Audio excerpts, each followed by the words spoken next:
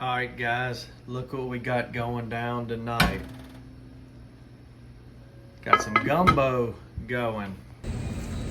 So Marin came home to visit. I got French bread and a bunch of compost for my compost pile. But Marin came home this weekend and I asked her, she said, I'm tired of the food they have at school. I want some home cooking. I said, well, I can do that for you, dear. What you want?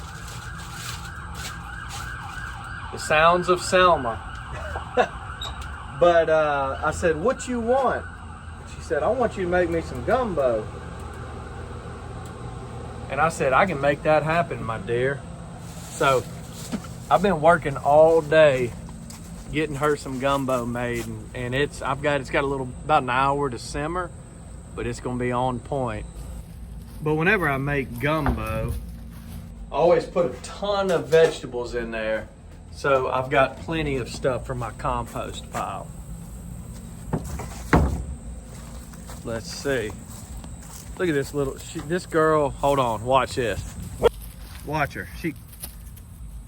She's gonna get that shovel. Get that shovel. Get it. What's that shovel gonna do? What's it gonna do, Ellie? Oh. Oh. Here comes Finn to rescue. Come on, what y'all doing? Say, what are you talking about that shovel? That shovel's not bad. Ellie, go on. Y'all never thought y'all'd see an attack doodle, did y'all?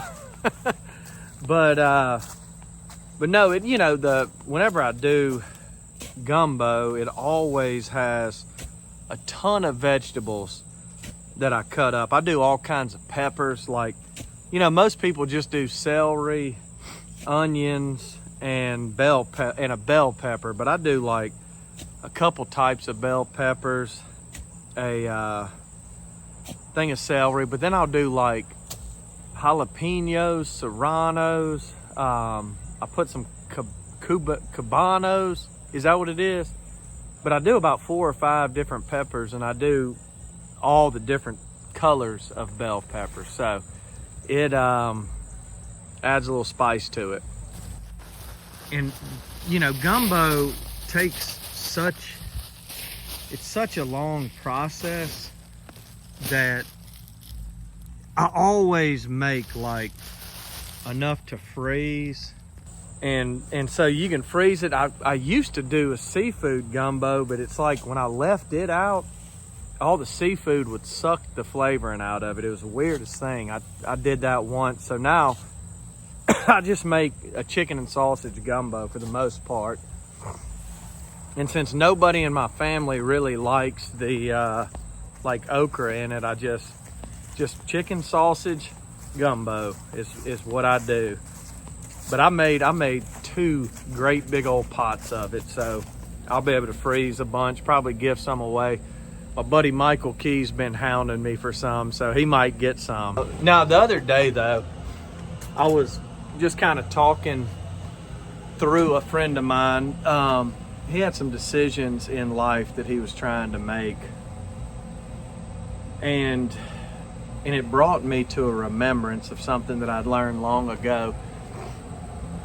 And years ago, let me move over, that sun's glaring, but years ago,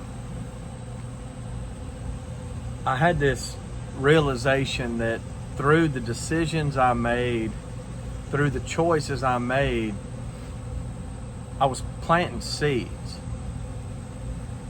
And in life, we're constantly scattering seeds out, right? And those seeds are going to eventually come up. And so now whenever I make decisions, I look at it that way. And so if I make a decision, it's like, is the decision made today going to bear good fruit a year from now, or 3 years, or 5, or 10 years from now? Or the decision I make today, is it one that's going to bear bad fruit in the future? And so in life, think about that, man. We're constantly, the things we do, we're constantly planting seeds. The relationships we have, financial decisions we make. All these things are planting little seeds in the ground. And at some point they're going to come up. What's that? The Bible talks about the wheat and the tares come up together. So that the fruit of our decisions will come up. And so in life, my friends, look at it, just say, hey, is this going to bear good fruit or bad fruit? If I stay with this harmful person, what's my life going to look like a year from now? You know, this toxic person. You know, if I go to the casino and blow my money, what's next week going to look like? You know, if I show kindness to this stranger, what's the fruit of that going to look like?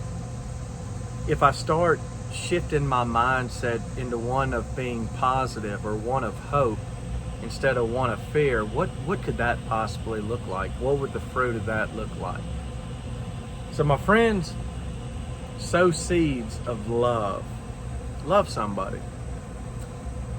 And sow seeds that are good because they'll bring you joy. So bless you guys. I'm fixing to go eat gumbo, and I hope y'all have a wonderful, wonderful evening.